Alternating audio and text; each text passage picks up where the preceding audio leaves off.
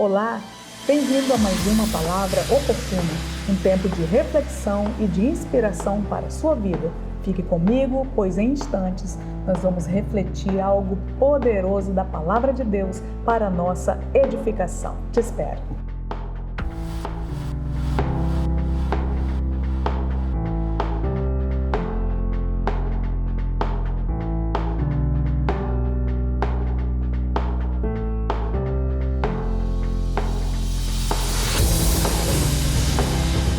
Voltamos, graça e paz. E o nosso tema de hoje, a prioridade da vida cristã. O nosso texto nós vamos ler Mateus capítulo 6, do 19 ao 21 e do 31 ao 33. Acompanhe comigo. Não acumuleis para vós outros tesouros sobre a terra, onde a traça e a ferrugem corroem e onde ladrões escavam e roubam. Mas ajuntai para vós tesouros no céu, onde a traça nem ferrugem corrói e onde ladrões não escavam nem roubam, porque onde está o teu tesouro, aí estará também o teu coração. Versículo 31, siga comigo. Portanto, não vos inquieteis dizendo, que comeremos, que beberemos, ou com que nos vestiremos? Porque os gentios é que procuram todas estas coisas, pois vosso Pai Celeste sabe que necessitais de todas elas. Buscai, pois, em primeiro lugar o seu reino e a sua justiça, e todas estas coisas vos serão acrescentadas. Amém. Nós temos aqui um texto no Evangelho de Mateus, e eu quero enfatizar principalmente o 33, versículo que diz: mas buscai primeiro o reino de Deus e a sua justiça, e todas estas coisas vos serão acrescentadas. O Senhor Jesus, quando andou nessa terra conosco, Ele nos ensinou princípios lindos e poderosos de vida, tanto em palavras como com a sua própria vivência, Ele foi nos ensinando. E esse capítulo 6, os estudiosos dizem que é o sermão mais célebre de Jesus, né? Ele se deu em um dos montes, ali ao redor do Mar da Galileia, e ele é conhecido como Sermão do Monte ou Sermão da Montanha, né?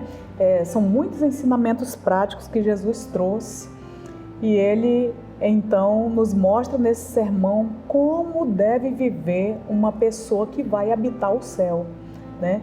Qual é o caráter do homem, de uma mulher do céu, e ensinando-nos sobre coisas práticas do nosso dia a dia. E ele fala como devemos então dar esmola, né, nesse mesmo capítulo. Ele diz como nós devemos orar, como nós devemos jejuar, né, como devemos lidar com os recursos, com o nosso recurso, com o dinheiro. Ele vai falar isso, né, que faz parte da nossa vida do dia a dia. Então ele nos mostra essas questões, como que essas questões todas na nossa vida, mas especialmente a questão do dinheiro, pode nos fazer andar inquietos nessa vida, pode nos tornar pessoas ansiosas, né? Se essas questões tomar o lugar errado nos nossos corações. Então eu chamo a sua atenção para isso. Veja bem o que Jesus vai falar para nós, né? Se essa questão dos recursos, dinheiros, tomar o lugar errado nos nossos corações, riquezas, então nós nos tornaremos pessoas inquietas e ansiosas, portanto, pessoas adoecidas. É o que eu chamo a sua atenção neste dia. Então, ele vai dizer para nós qual é o lugar da nossa riqueza, né? Isso é importante para mim e para você.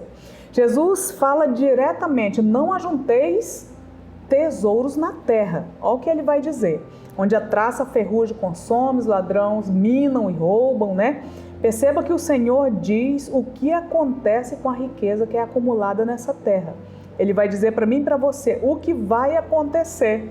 Ele diz que é corroído, que é roubada, né?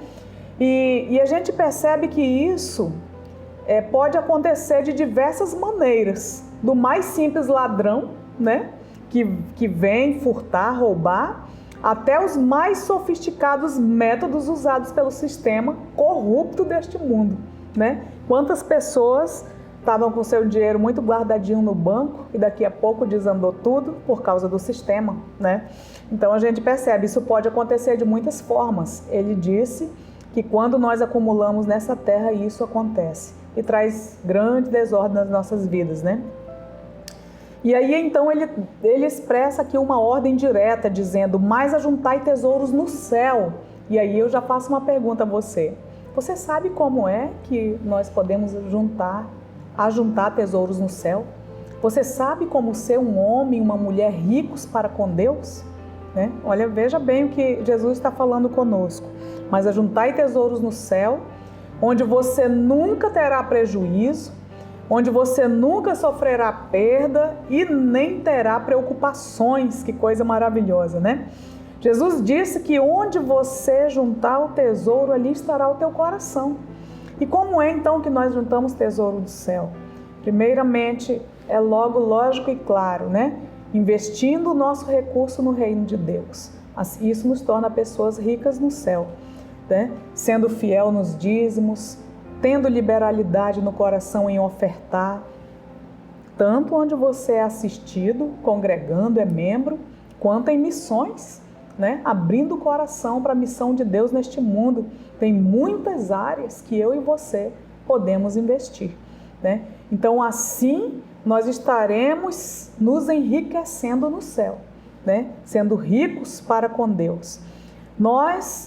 Não é pecado nenhum usufruir do nosso dinheiro nessa terra, de maneira nenhuma, né? Nós podemos sim usufruir, nós podemos ter os nossos bens, nós podemos zelar por eles, administrar bem os nossos recursos, mas nós nunca podemos desprezar, nos esquecer do reino de Deus, porque é um projeto que Deus tem.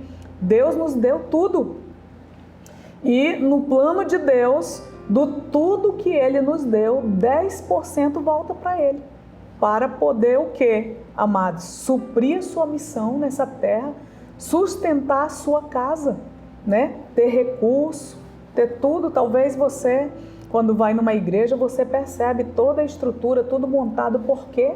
Porque tem pessoas que sustentam, né? Talvez você seja uma pessoa que sustenta, e bendito seja Deus por isso, pela sua vida, né? Então, por isso a Bíblia diz, amados e amadas, que quem não devolve o dízimo está roubando a Deus, porque isso faz parte de um plano eterno do Senhor. Então, nós devemos lembrar que, primeiramente, nós precisamos ser ricos para com Deus. Depois, então, administrar bem as demais coisas que Deus acrescenta nas nossas vidas. Então, nós vimos aqui o lugar da nossa riqueza verdadeira é no céu, é sendo ricos para com Deus. Outro ponto, a prioridade, qual é? É o reino de Deus. A prioridade da nossa vida é o reino de Deus. Amados, às vezes nós fazemos muitos investimentos, planos, né? Em tantas coisas, em tantos lugares, menos ou pouco na nossa vida espiritual.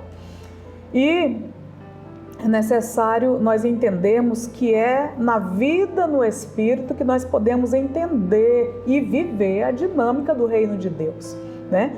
Então, investir tempo, investir recurso financeiro, investir material didático como Bíblia, bons livros, filmes, séries, seminários, entre outros.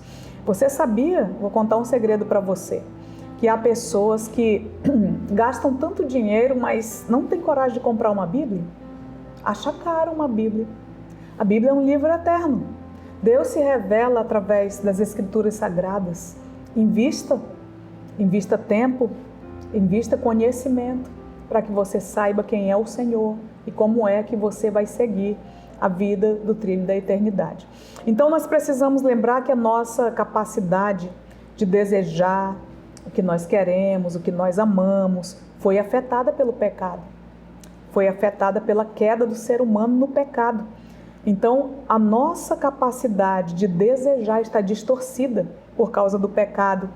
Ela precisa, portanto, de redenção. Então, eu convido você a fazer uma análise, olhando para dentro profundamente. Será que os meus desejos, os meus sonhos, o que eu gosto, o que eu quero, está contaminado pelo pecado? Será que eu desejo o contrário dos desejos de Deus?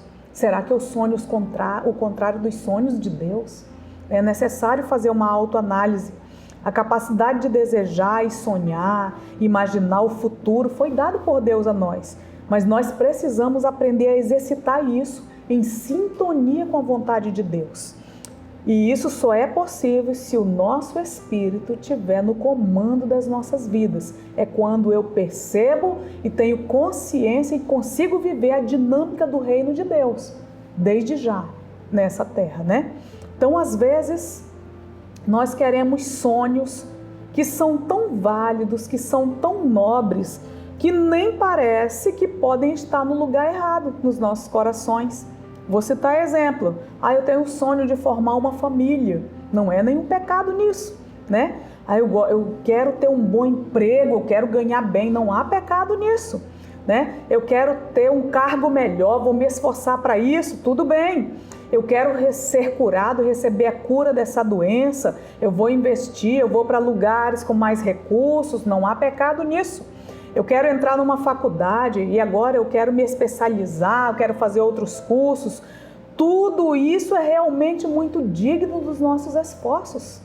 Mas existe um perigo grande de o desejo dos nossos sonhos se tornarem maior do que o nosso desejo de viver a vontade de Deus. Há um risco do desejo pela nossa própria vontade ser maior do que a vontade de viver o verdadeiro evangelho. Nós precisamos perceber tudo isso, porque muitas vezes viver o verdadeiro evangelho pode girar ao contrário dos sonhos que esse sistema do mundo gerou nos nossos corações, né? Porque existem muitas questões, amados e amadas, que foi gerado pelo sistema do mundo e não por Deus. Por exemplo, você pode muito bem querer fazer um curso, ganhar muito dinheiro e esse não ser o sonho de Deus para você, né? E nós precisamos estar atentos a isso. Nós não podemos gastar os nossos dias, a nossa saúde, correndo atrás de ser alguém célebre, visto, que ganha muito bem, que tem muitos bens, e depois pedir: Deus, acrescente o seu reino na minha casa, porque isso é antibíblico. Isso nunca vai acontecer, porque a palavra de Deus diz que nós devemos buscar o reino e as demais coisas Ele vai acrescentar nas nossas vidas. Então, Deus vela por cumprir sua palavra e Ele vai cumprir conforme está escrito. As coisas não funcionam como você acha que deve ser, né? Eu vou buscar correr atrás das coisas e Deus, por favor, reine na minha vida, acrescente o seu reino. Não. Você busca o reino e Deus acrescenta as demais coisas. É uma promessa linda do amor e do cuidado de Deus por você e pela sua família. Então as coisas não funcionam como você acha que deve ser, mas elas funcionam como diz as Escrituras e nós precisamos estar atentos por isso. Pode ser que os nossos desejos mais profundos tenham que passar pela cruz de Cristo, né? E serem reorganizados, cada coisa no seu lugar, pela prioridade que a palavra de Deus nos traz, né? Buscar o reino de Deus em primeiro lugar exige de nós um abandono ao pecado de endeusar as nossas vontades, né? E para que isso saia do entrave, para que Deus acrescente o que Ele tem para acrescentar nas nossas vidas. Então, às vezes nós endeusamos as nossas vontades. Às vezes nós endeusamos as vontades da nossa esposa, do nosso esposo. Às vezes nós endeusamos as vontades dos nossos filhos. Então, nós precisamos abandonar o pecado de endeusar as nossas vontades, que está girando o contrário do que diz a palavra de Deus para nós. Nós só podemos encontrar plena satisfação, uma satisfação completa nas nossas vidas, em Deus e na sua vontade. Então nós seremos plenamente completos. Jesus disse que o Pai Celeste conhece as nossas necessidades e que Ele cuida de nós. Tiago nos diz que nós devemos crer e que a fé é uma prática de vida. Então deve estar no nosso dia a dia, na nossa prática de vida, a certeza de que Deus cuida de mim. A certeza de que o Senhor é o meu pastor e Ele conduz a minha vida com todo amor e com todo cuidado. Eu não tenho falta de nada. Ele me faz repousar. Ele me dá tranquilidade. Não terei medo no vale, porque Ele está comigo, né? Olha bem, diante da oposição, Ele me sustenta.